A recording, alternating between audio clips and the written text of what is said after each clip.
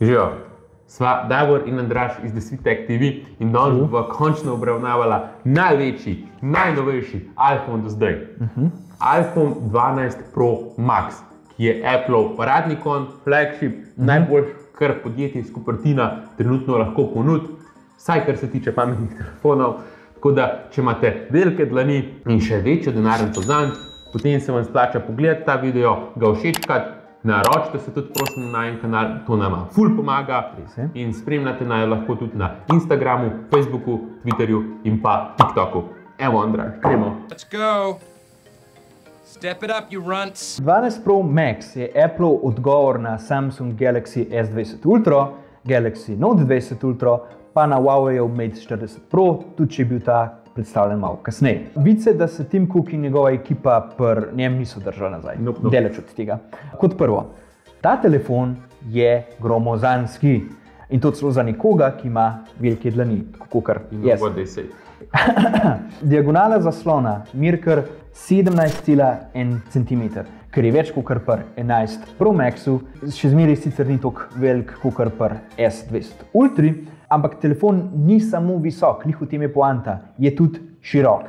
Zato daje feeling, da je dosti večji, kakor dejansko je. Velikost pa zaslon sta tudi eni izmed redkih kritik tega telefona, ki jih najdete na netu, poleg visoke cene itak. Zaslon je res velik, lep, pa z odlično maksimalno osvetljenostjo.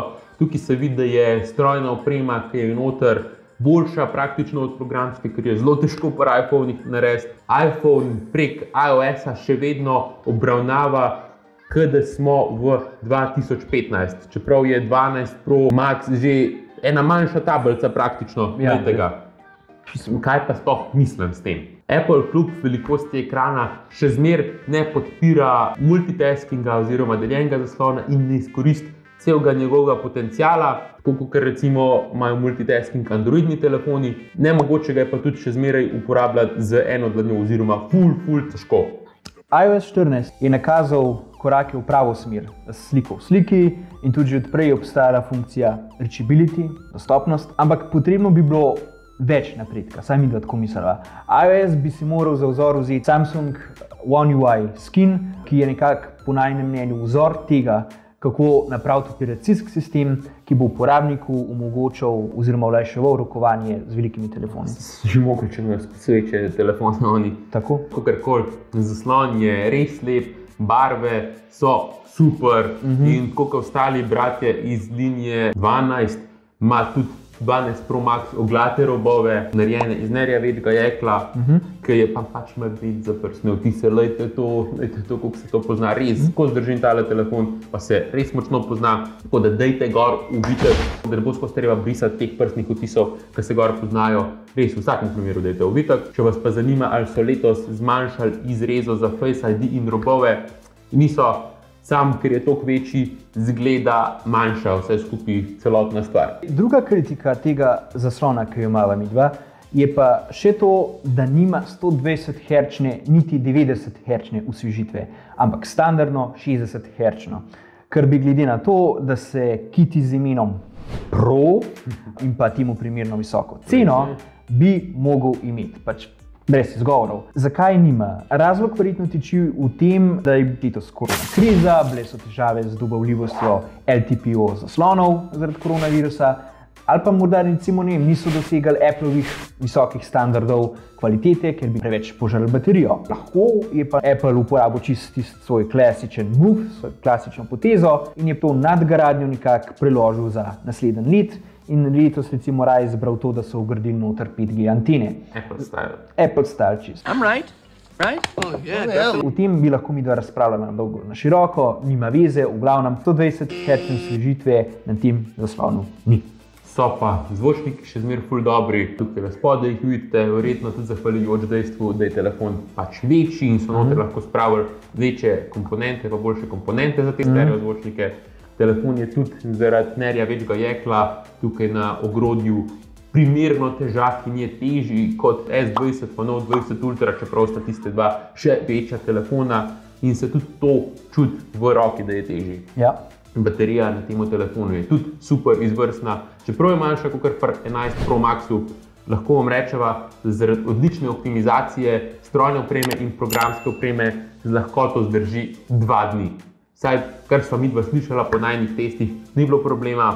12 Pro Max ima vse tudi boljši čip, A14 Bionic procesor, ki temelji na 5 nanometrskem proizvodnem procesu in je verjetno najmočnejši čip trenutno na trgu, poleg Kirin 9000. Ko se pogovarjamo o 12 Pro Maxu, ne moremo mimo kamer, ker so glavna stvar pri tem telefonu in tudi eden od najboljših razlogov, da se za ta telefon izprsite.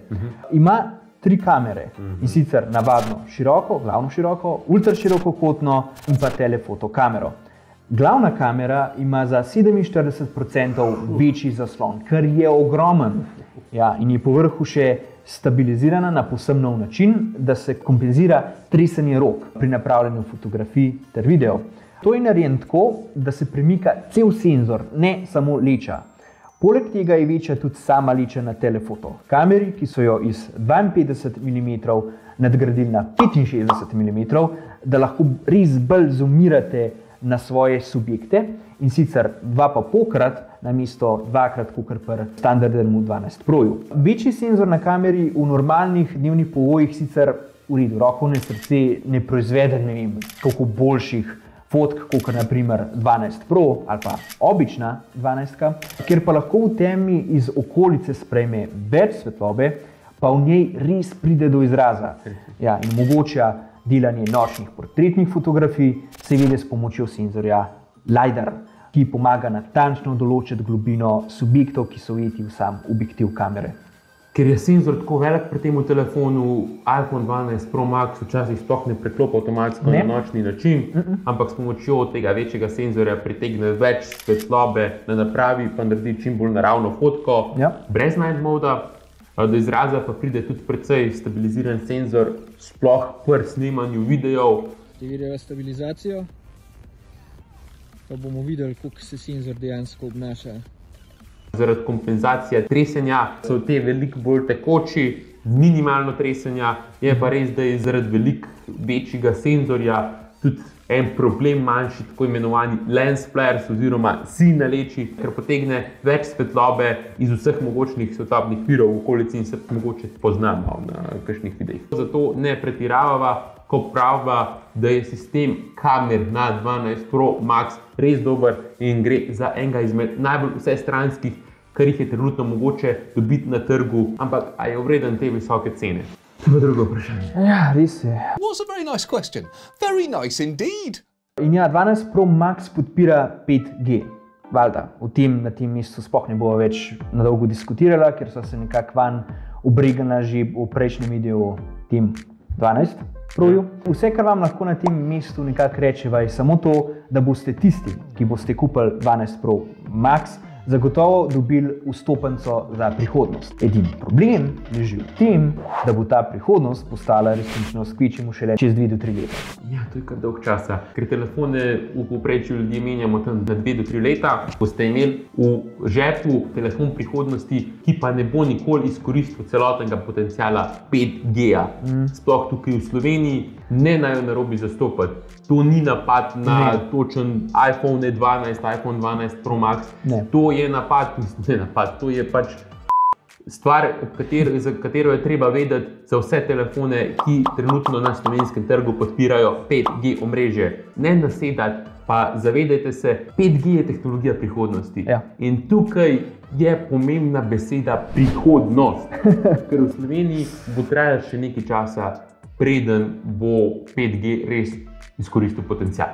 Tako. Isto kot na 12 Proju je tudi 12 Pro Max certificiran kot vodoodporen s certifikatom IP68 in tudi ta ima MagSafe tehnologijo za priklapljanje polnilnih postaj, denarnic, zunanjih baterij in drugih pripomočkov s pomočjo magnetov. In prav tako kot letošnji telefoni 12 linije, tudi on nima v škatli polnilca in pa slušalk, pozabite, ampak vsaj škatla je manjša, tako da ja, pa okolje ima manj obremenjeno z odpadki, če dejansko pač verjamete Applovim trditvam.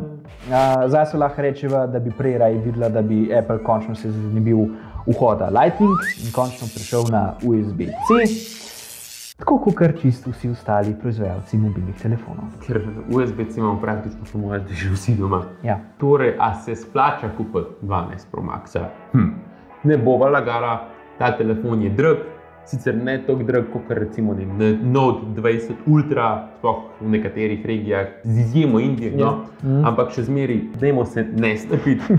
Za 128 giga začetni model tega 12 Pro Maxa boste v prosti prodaji mogli odšteti 1229 evrov. Za maksimalno nabildani 512 gigabajtov model pa 1601 evrov. Poglejte tudi pri svojih operaterjih, če je mogoče še dober del, težko, ampak še vsem bojo verjetno tam dosti dragi, mogoče malo cenejši v prosti prodaji, še vsem to ni malo denarja in se že krepko nagiba v teritorij odličnih laptopov, sploh ta 512 gigabajtov verzija.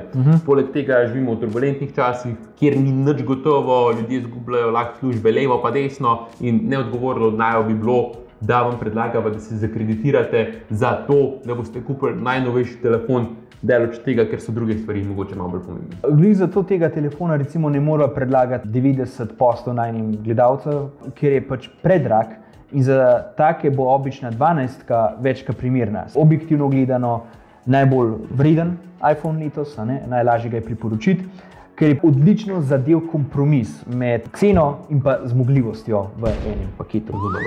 Ja, tako da, če vam denar ni